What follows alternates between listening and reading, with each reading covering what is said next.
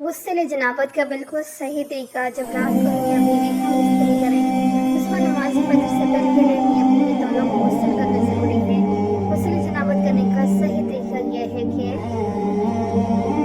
बिस्मिल्लाहिर्रहमानिर्रहीम। गुस्ल की फजीलत पर एक वाक़या यह है कि एक शख्स ने रसूल सल्लल्लाहु अलैहि वसल्लम से पूछा कि अगर कोई शख्स जनाबत जमा या इहतिलाम की हालत में सुबह करे तो क्या इस पर रोज़ा होगा। इस पर नबी करीम सल्लल्लाहु अलैहि वसल्लम ने फरमाया कि अगर वह शख्स गुस्ल कर ले तो इसका रोज़ा हो जाएगा और अगर गुस्ल ना करे तो इसका रोज़ा नहीं होगा। इससे मालूम होता है कि गुस्ल करना कितना ज़रूरी है और इसकी कितनी फजीलत है। गुस्ल की फजीलत के बारे में मज़ीद कुछ बातें। गुस्ल एक ऐसा अमल है जिससे जिस्म और रूह दोनों पाक हो जाते हैं। गुस्ल करने से गुनाह माफ होते हैं।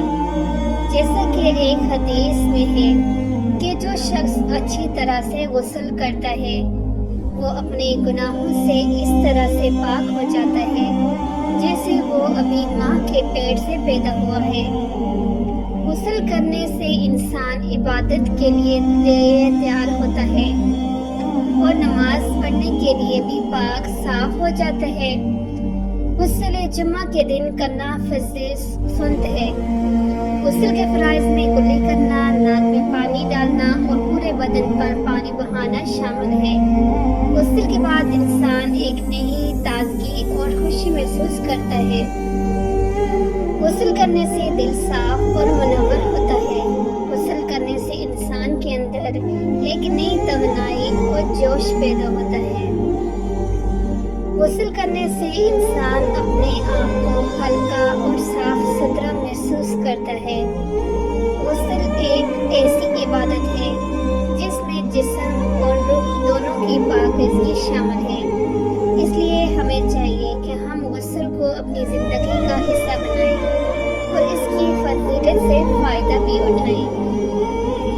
जनाबत क्या होते हैं? गुस्ल जनाबत का मशहूर तरीका जब रात को मियाँ बीवी हम बिस्तर होते हैं सुबह को नमाज फजर से पहले और अगर दिन में ये अमल करें तो भी नमाज से पहले मियाँ बीवी दोनों को गुस्ल करना ज़रूरी है। जनाबत या जुनूब होना कहते हैं।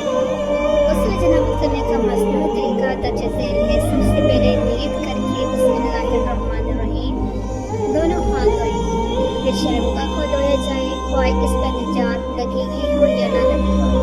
फिर मुकम्मल वज़ू करना चाहिए। फिर दाएं कंधे पर 3 मरतबा पानी फिर बहाने के बाद फिर बाएं कंधे पर 3 मरतबा पानी बहाएं। इसके बाद सर पर 3 मरतबा पानी डालें। रगड़ कर सारे अज़ा को धोएं। क़िबला रुख गुस्ल नहीं करना चाहिए। ज़रूरत से ज़्यादा पानी नहीं बहाना चाहिए। तन्हाई में गुस्ल करना चाहिए। अगर गुस्ल में पानी जमा हो जाता हो तो गुस्ल करने के बाद वहाँ से थोड़ा हट कर अपने पाँव साफ करना चाहिए।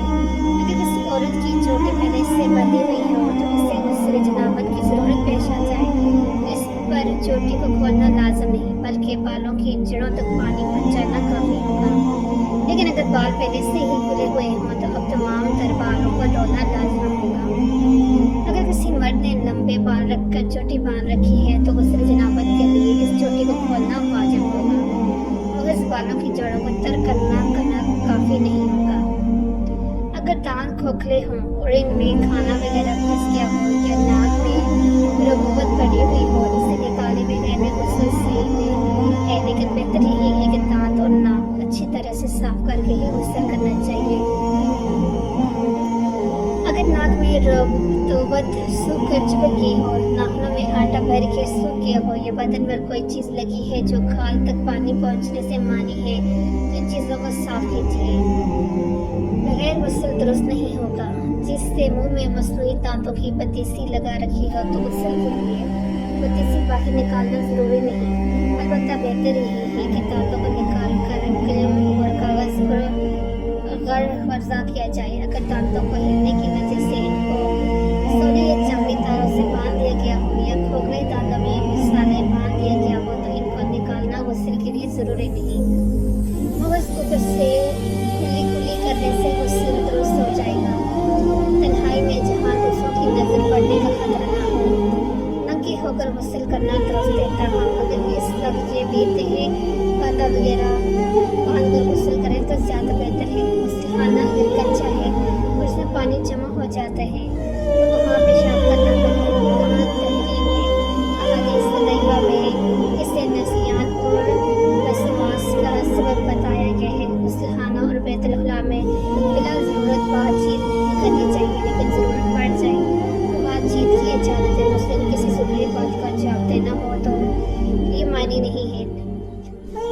ناف کے سوراخ کے اندر پانی بھر جانا غسل کی تکمیل کے لیے ضروری ہے۔ غسل کے شروع میں باقاعدہ وضو کرنا مصنون ہے، لیکن اگر وضو بغیر غسل کر لیا جائے اب بعد میں وضو کی ضرورت باقی نہیں رہے گی، اس لیے تمام اعضاء پر پانی پہنچ جانے کی وجہ سے طہارت کبری کے ساتھ طہارت صغری بھی حاصل ہو جاتی ہے۔ نماز جمعہ عیدین کے لیے غسل کرنا مصنون ہے اور یہ سنت صحیح قول کے مطابق نماز سے قبل غسل کرنا ہی سے حاصل ہو جاتی ہے۔ اگر عید اور جمعہ ایک ہی دن پڑھا جائے، اس روز غسل جنابت کی بھی ضرورت ہو تو ایک ہی غسل سے جمعہ اور عید کی سنتیں بھی ادا بھی ہو جائیں گے، لیکن ثواب کے حصول کے لیے سب کی نیت کرنا ضروری ہے۔ حج اور عمرے کا احرام باندھتے وقت اور میدان عرفات میں زوال کے بعد حاجی کے لیے غسل کرنا مصنون ہے۔ حضرت ابو ہریرہ رضی اللہ تعالیٰ عنہ بیان کرتے ہیں، رسول صلی اللہ علیہ وآلہ وسلم نے فرمایا، کیا میں تمہیں ایسا عمل بتاؤں جس کے ذریعے اللہ خطائیں معاف کر دیتا ہے اور درجات بلند کرتا ہے؟ صحابہ نے عرض کیا، کیوں نہیں اللہ کے رسول، ضرور بتائیں۔ آپ صلی اللہ علیہ وآلہ وسلم نے فرمایا، ناگواری کے باوجود مکمل طور پر وضو کرنا، مساجد کی طرف سے زیادہ قدم چل کے جانا اور نماز کے بعد دوسرے نمازی کو انتظار کرنا، یہی سرحدی چھاونی کی حفاظت ہے۔ حضرت ابو ایوب جابر اور ان سے روایت ہے کہ جب یہ آیت، اس میں سے ایسے لوگ ہیں جو اس بات کو پسند کرتے ہیں کہ پاک صاف رہیں اور اللہ صاف رہنے والوں کو پسند کرتا ہے۔ رسول صلی اللہ علیہ وآلہ وسلم نے فرمایا، انصار کی جماعت، اللہ نے پاکیزگی کے بارے میں تمہاری تعریف کی ہے، تمہاری پاکیزگی کیا ہے؟ انہوں نے عرض کیا، ہر نماز کے لیے وضو کرتے ہیں، غسل جنابت کرتے ہیں اور پانی سے استنجا کرتے ہیں۔ تو آپ صلی اللہ علیہ وآلہ وسلم نے فرمایا، بس یہی وجہ ہے، چنانچہ تم اس کی پابندی کرو۔ رسول صلی اللہ علیہ وآلہ وسلم نے فرمایا، تم میں سے کوئی ایسا غسل خانے میں پیشاب نہ کرے پھر وہ اس میں غسل کرے یا وضو کر کے، کیونکہ زیادہ تر وسوسے اسی پیشاب سے ہوتے ہیں۔ دعا ہے کہ اللہ تعالیٰ میرے سنانے آپ کا سننا اپنی بارگاہ میں قبول فرمائے۔